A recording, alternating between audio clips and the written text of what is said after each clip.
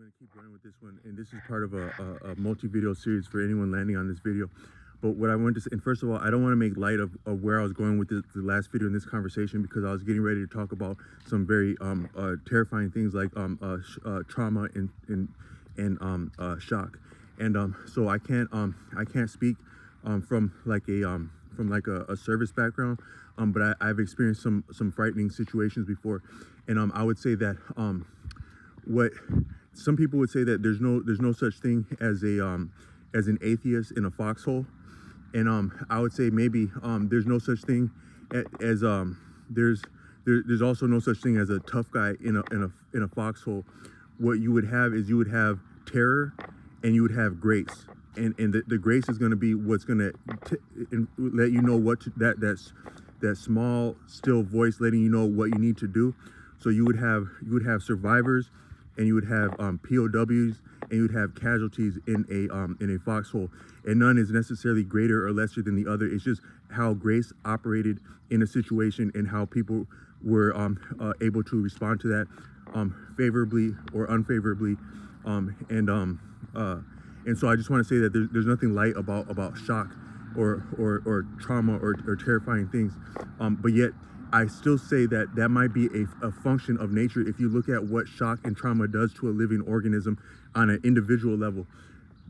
So you look at like children, like I'm near a lot of like youth sports in the neighborhood where I live. I see a lot of young athletes, and I was a young athlete once.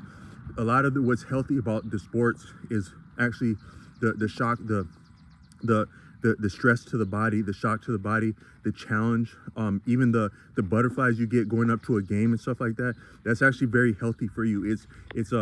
Sometimes it's like, I remember when I was a kid, it was like when I do different, I get butterflies before games, even stuff that I was good at or that I thought that I was respected for. But it's always like sometimes like if you're into like something that really taxes you. Now, I did like youth football in the Southwest when I was young at high altitude, and somebody can challenge me on this, but I would say that youth football, even at the pee-wee ranks of youth football in the Southwest. Now you take how serious some people in the Southwest are about football. Like back in the 90s, like they had sons that were like, they were getting them ready for the NFL when they're like little, when they're already like probably preschoolers. So when I met them at the latter point of elementary, those kids were ready to go, and they were ready to hand my ass to me right in front of their dad. Like, hell yeah, dude, that's what I taught you, son. And I didn't come from that, but all I meant to say is how serious they took football in the Southwest, but also the altitude that might be as challenging and daunting as football at a higher level somewhere else, just in terms of how difficult that is physically at high altitude, even for a child. And but I have a respect for anyone who does football at any level, because that's not easy. You got 2-a-day practice in high school. That's some grown man stuff right there. That's probably more difficult than what a lot of grown men would do in the ordinary day-to-day. But all I meant to say is that there's very shocks, and so sometimes when you're into stuff like that as a kid, you know, you're on your way to somewhere, and it's like, damn, like how many more blocks do I get to breathe before we arrive at practice and I get killed? You know, so, but some of that actual fear and terror leading up to something difficult is healthy for you, healthy for a person. So if you take nature as a whole being, how it actually does require some shock and terror and fear. It has some healthy benefits, because I've said in other videos that a lot of reality is counterintuitive. So actually, some things can get worse as a means of getting better, and that is very daunting. That might be one of the most daunting aspects of what it is to exist. So you get anything, you get any blessing, any privilege, and it comes with responsibilities to be maintained and sustained, or you lose it. And that's true with life also. There's many taxing things about life, but you know, you think about it, it's like, what does that amount to? Because I think that in the greatest sense, making love, I said in another space that I think that the earth, what is the purpose of life? I think that life is a love-making venue. It doesn't have to necessarily be sexual, but it can also be sexual. But it's just simply making love to life. Whatever it is that you love and enjoy is what life is, in my estimation. But a lot of making love, whatever making love means to a person, is also an act of surrender and sacrifice. Whether it's surrender and sacrifice to a craft and what it means to be good, or surrender and sacrifice to a lover, it's yes, surrender and sacrifice. But what would you have to surrender or sacrifice if you hadn't went through something difficult? Now, I was playing, I was practicing music in front of my where I went to middle school as a child, and I had completely beautiful and horrible experiences in middle school both. I had like when I first started middle school, I wasn't that cool, but I had been serious about basketball before middle school, and some of my playing it blossomed at the end of middle school. So I was both cool and not cool in middle school at the same time, to maybe an equal degree. But I was looking at that building and I was like, sometimes if you wear glasses and you take them off, life really looks beautiful without glasses, having worn glasses for a long time. It's like a little bit fuzzy, but it almost looks like life looks a little bit realer. If you're used to wearing glasses for decades and you stop wearing them, life actually looks realer. And I was sitting outside my school, and it's like the road's torn apart for construction, and there's this truck sitting there, and trucks always look just deep to me because I had some experiences in trucks, like on a reservation in Africa when I was little, and they always just look kind of like deep, like what is this thing called? But I was just looking at the school that's being renovated, and I was like, what is that building that you would need to put children in there to undergo what children experience in that building, what I experienced in that building?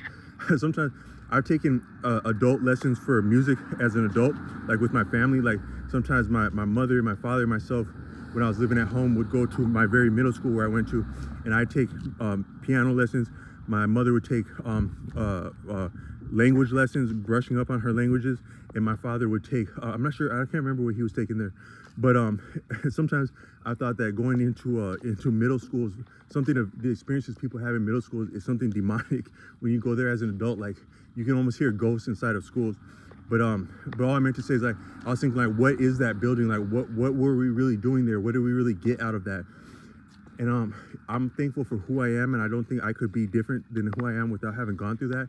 But yet that was a daunting and challenging experience. But all I meant to say is that, so what is the value of subjecting even children to some of the rigors of school, like K through 12, or sports or whatnot, and then college and whatnot, or work life and whatnot, studying whatnot, practicing, whatever you do, what is the value of all these rigorous and daunting and frankly boring or intimidating experiences we go through, to one day maybe have something to sacrifice or to be able to surrender. That is actually the type of stuff that allows you the ability to surrender at one point, because now you have something to surrender, because you have something that you have sustained and surmounted, so you may now surrender. So some people would say no surrender, no retreat. But what is the outcome and the enjoyment and the value of victory? It is yet to surrender again, in my estimation. But I was getting a little sidetracked with that. But what I meant to say is that, life, if you take life as a broader organism, that organism needs shocks and trauma in order to shift things, and also to stay vital and healthy. To healing, it actually takes amount of damage to heal, and it also takes heal to live and for health. Healing is part of health, and healing is necessary. Whether damage came in righteously, superfluously, or unrighteously, it yet did require damage in order to continue healing. So we can't go on without healing. Even were we to have all things perfect, we would then suffer because we wouldn't have enough damage to give us the healing that we need. As strange as that would sound. So you take the terror of a deer being hunted. I don't know if anyone watching this has been hunted to any degree by anything. Even if it's being hunted by users and bill collectors and landlords and bills, that's still a form of being hunted. And being hunted is one of the most terrifying. That's one of the most terrifying experiences. But yet, I would say that might actually be part of nature and necessary. Some of what the fear would do to the animal before it's consumed by what had ate it. But all I meant to say is that some of these different, so this is where I'm going with this, is to say that conflict and even violence is inevitable and also a feature of what makes life viable and sustainable. And that's where I'm going to go with the next video.